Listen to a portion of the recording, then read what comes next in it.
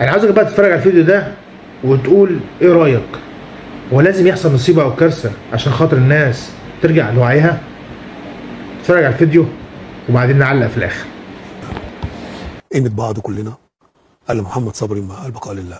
كلنا لما لقيت التجمع ده من الاهلي والزمالك والشباب والفنانين والدنيا كلها في العزاء وفي الجنازه، طبعا لازم اشكر طبعا سيد عبد الحفيظ ووليد سليمان اللي جم الجنازه، اشكرهم جدا جدا على ذوقهم، وبشكر كل اللي جم من النادي الاهلي في العزاء. انما بقول لك جمعنا زي ما محمد صلاح قال ومعتمد انا معاهم 100% ان لازم نبتدي من هنا. لازم الناس كلها تعرف ان فعلا احنا كلنا بنحب بعض، بس في حاجات معينه بتخش في وسطينا بتخلينا كلنا. فانا بشكر ربنا سبحانه وتعالى على التجمع الجميل دوت. بس اي نعم افتقدنا صبري وما عرفناش قيمته الا لما انا شفت له شويه اهداف النهارده من ساعه ما مات، حاجه كبيره قوي قوي، وما كانش حقه على فكره، ما كانش حقه كلاعب كوره، ولكن العزاء بتاعه بين ان الموضوع ان صبري فعلا كان انسان. انا عاشرته وهو طلع معايا، هو حازم امام، كان هو حازم امام وانت ومعتمد ومين تاني كان اربعه، وتامر ومدحت عبد الحميد. لا وتامر لا تامر كبير، بس تامر لعب معاك كتير. تامر لعب تامر عبد لعب معايا، انما معتمد انا وصبري واسامه ومدحت وحازم امام طلعوا معانا. كان دمه خفيف جدا وكان راجل قوي وكان تحس ان هو ابن بلد بجد يعني. طب قول لي رايك. فقال حاجه مهمه جدا، لما يعني احنا كلنا لعبنا قصاد الاهلي ولعبنا قصاد الزمالك والدنيا كانت بتبقى جميله جدا معانا كناس مشاهير. هو قال لك في الحديث بتاعه معاك مهم في الحلقه، قال ان انا روحت البيت في بيجو، ولو سافرت البلد بيجو مش حد عارفني والناس عماله تتكلم عليا وانا قاعد مبسوط. لما روحت البلد لقيت ابويا يعني قال كلمه يعني متقرن على البلد علشان هو. فشوف قد ايه الولد كان بسيط وبيتكلم ببساطه جدا جدا.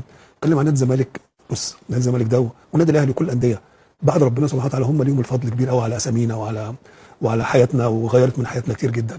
فانا من هنا من البرنامج هنا مهيب، انا بعد كده اي حد كلهم على راسي، كل النجوم وكل الاعلاميين وكل الجماهير كلهم على راسي، لان صبري غير فينا حاجات كتير قوي. شفت قيمه النادي الاهلي يا كابتن جمال؟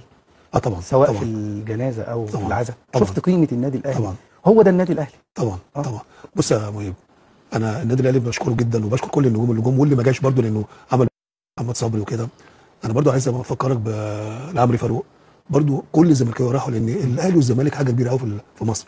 فكل اللي جه من النادي الاهلي بنشكره، وبنشكر النادي الاهلي كمنظومه انها بعتت الراجل المدير الفني والجهاز الفني حاجه كله كبيره قوي. ووليد صلاح الدين طبعا بشكره جدا ان هو جاب الناس دي. قال يا رب تكون صدقت، او يا رب يكون الكلام اللي انت بتقوله صح.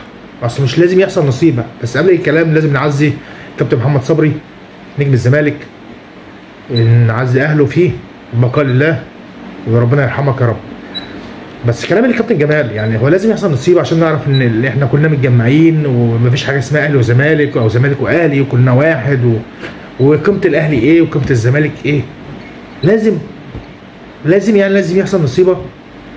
لا مش هتكلم بعد كده عن الاهلي وحش، ما ده قيمه الاهلي وبرضه قيمه الزمالك. فيا ريت تكون رجعت لرشدك يا كابتن جمال. سلام.